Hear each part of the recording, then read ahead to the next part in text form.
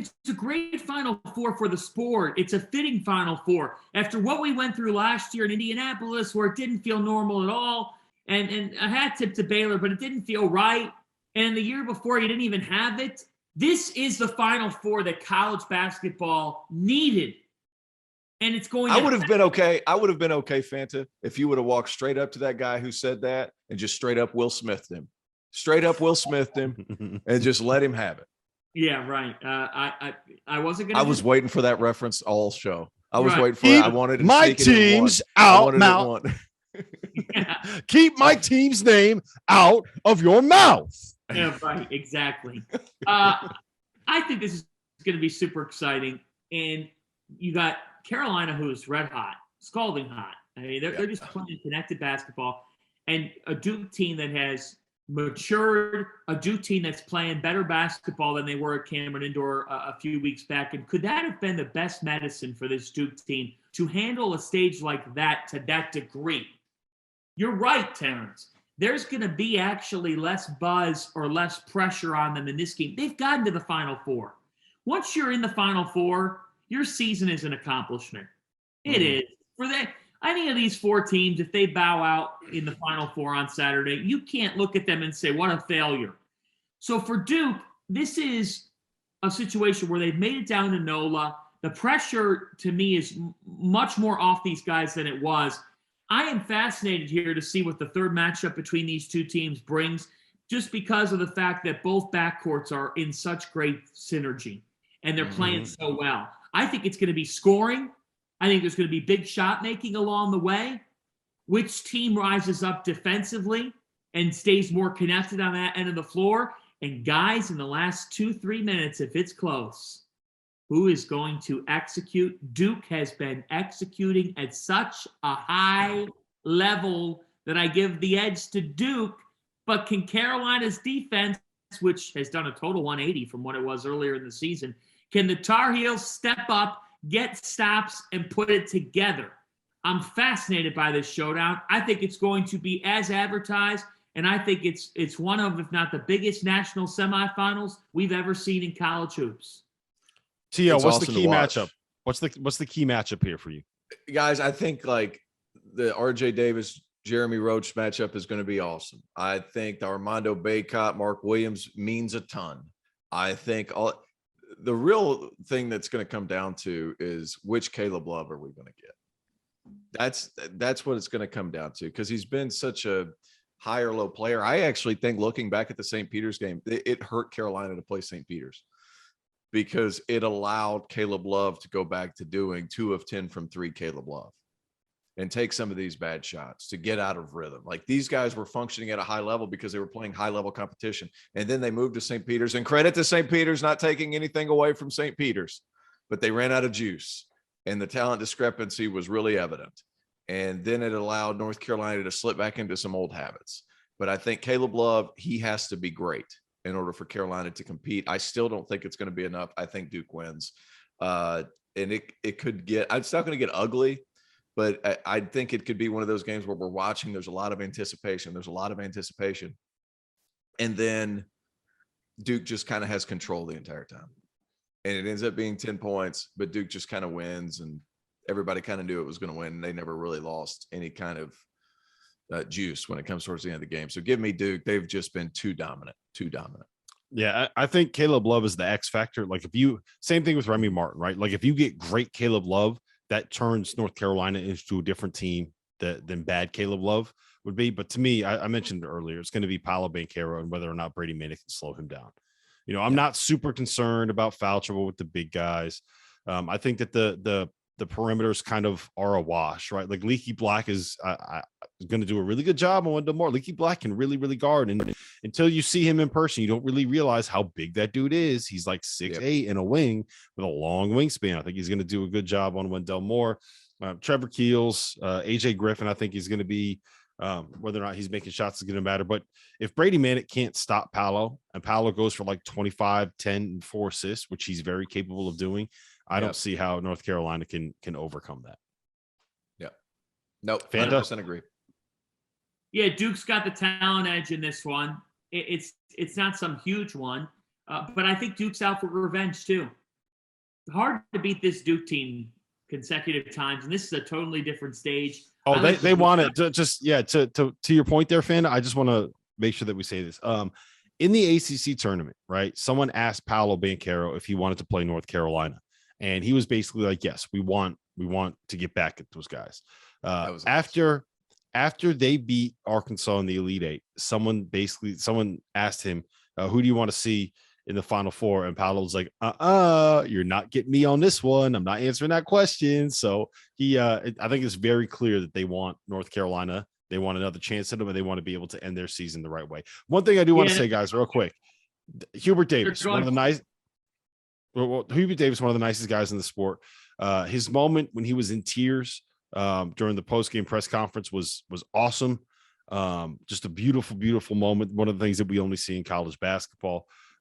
He is the first player, or the first person to go from being a player to a coach for the same program in the Final Four since Dick Harp did it with Kansas in 1940 and 1957. He's also the first guy, Fanta, to go to take a team in his first year as a head coach and get them to the Final Four since Bill Guthridge replaced Dean Smith in 1998. How about that? How about that synergy?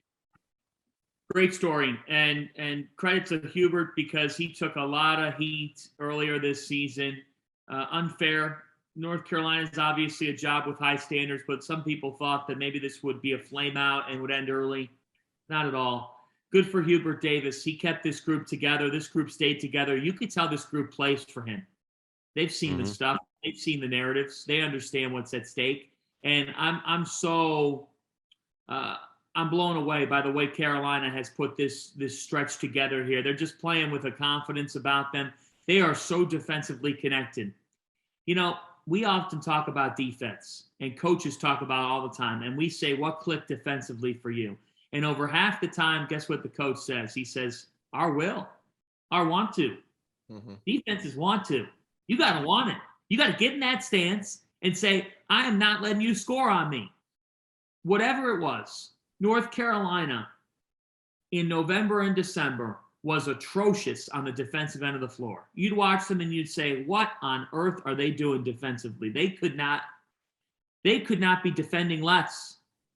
This team has taken that on, and they're proving people wrong here since with the level that they have defended at. And frankly, we should not have put the ACC down at the level that we put other leagues down. That was unfair. It was wrong to do.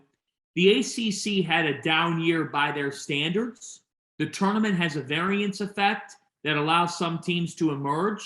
But in this case, North Carolina shouldn't have been packaged in the discussion that they were packaged in, not about the bubble in their resume, about who they actually were. Because what they have done here over the last couple weeks is show that on paper talent, you got to have dudes to win. Coaches are going to say it all this week in New Orleans. You got to have talent. Then you put the pieces together. What's happened is, you're right, the Dawson Garcia departure allowed Brady Manick to feel comfortable, because if Brady Manick's having an off game, it's not like Hubert Davis is looking down the bench and saying, I've got this guy, go in, sit down. Huge part.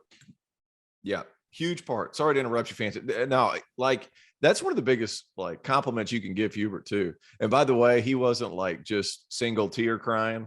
Like, my man Hubert was full on ugly face crying, like drooling a little bit, like multiple tears, couldn't talk, a little choked up, a lot of slobber. Good for him. Happy for him, happy for his players. But he stuck with them when they were getting stomped by 20 earlier in the season. We were hard on Carolina, and I'll argue your point a little bit. Being an ACC guy, Fanta, I'll argue your point. Like, the ACC deserved it. That pre-conference was bad. Like, let's call it what it is. It was bad, but there was also a time for this conference where relied a lot on transfers, relies a lot on young players. And you look at the Big 10, you look at the Big 12, those are a lot of schools that have older players playing for their squads who have been in certain systems for a long time. ACC didn't have that luxury this year. So I think that's a big part of it, but good for Hubert. I think it's awesome what he's been able to do. And guys, nobody's been harder on Hubert than me. And I've been hard on Carolina's fan base because I've never seen the Dean Dome at about 60 or 70% capacity. Never. So, like, for that to happen and for him just to stick with guys and not look down the bench and look to sub somebody in, like that means a lot. Like it's really hard as a player. And I'll never forget this. Like my freshman year, if I missed 2 shots in a row, I'm looking over at the bench. Like his guys didn't have to do that. And that was a big,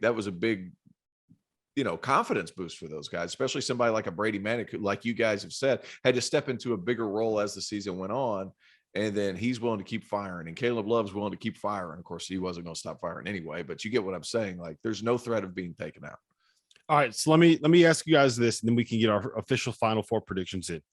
Which storyline is going to become the most annoying for all of us in New Orleans by the time the games tip off on Saturday? Is it going to be Kansas overcoming the obstacles provided by the FBI investigation into college basketball? Is it Villanova? Are they a blue blood or not? Is it North Carolina, Hubert Davis, first time getting to the Final Four? Or is it Coach K's last dance? Which one is going to be the one where you're like, oh my God, I cannot. If someone else asks one more question about this, I'm going to snap. Because for me, I'll be honest, it's probably going to be all of them. the FBI thing for me. The Villanova being the blue blood's a no-brainer. They're a blue blood. Everybody, you shut your mouth. Whoever says that they're not a blue blood, just stop. Who are the other? The FBI one to me is just going to be like, God, let's just focus on the game. Let us live in the game for another week, and then we can save all that. We can save all that crap for the offseason. But let's live in the game for where we are right now and enjoy the game for what basketball. it is. This is basketball. Will Wade was suspended a couple years ago, and LSU made the Sweet 16. Like, this is hoops. These guys are just hooping, and Bill Self is just coaching. Watch Bill this week. What is this? What is this, Fanta? What? What is this? This is hoops. This is basketball with the Gagoots. Yeah, I mean, it's a bunch of crap. It's a bunch of crap that people are talking about this as a distraction. It's not a distraction at all. Watch Bill Self sit down the dais this week, and you'll quickly learn he don't give a damn what people think about him or what people are investigating. He's one of the winningest coaches in the sport. Here's the thing. If somebody says this week that Villanova is not a blue blood, I will walk off that set and go straight to the bar and drink a shot at Gordon Beers. So I'm telling you right now, I do not want – what? You know how many times I'm going to say Villanova is not a blue blood now? Do not. Fanta will not remember the end of any show that he does with me. Oh God, I'm telling you right now, it is ridiculous to me that people are like, oh, they just don't carry the same amount. Look, nobody's won more than they have here over the last 9 years now. I mean, we're talking about a decade that they've essentially. If they make the national title game on Monday, if they somehow won this championship, which they have a chance, I don't think it's going to happen. But if you win 3 out of 6, think about that for a moment. That's insanity. That is insanity when you think about all the turnover in the sport and all the transfer portal stuff. The fact is, Jay Wright's taken on one transfer. His name was Joe Cremo, and it didn't even work out. They are the anti. Caleb Daniels is a transfer. Yeah, but like immediate. The grad transfer. Yeah. Okay. Yeah. Exactly. Little different here with grad transfers versus the classic. Oh, he played a year and now Jay's going to take him on. Like Jay has prided himself on the 3 and 4 year talent. He's prided himself on redshirting kids. He redshirts players. He redshirted Eric Dixon and it worked. So if people are saying that they're not a blue blood, like, come on, man, get your head out of the gutter. Yeah. All right. Give me your official predictions. Who wins the national title? T.O. Duke over Carolina, Kansas over Nova. Duke wins it.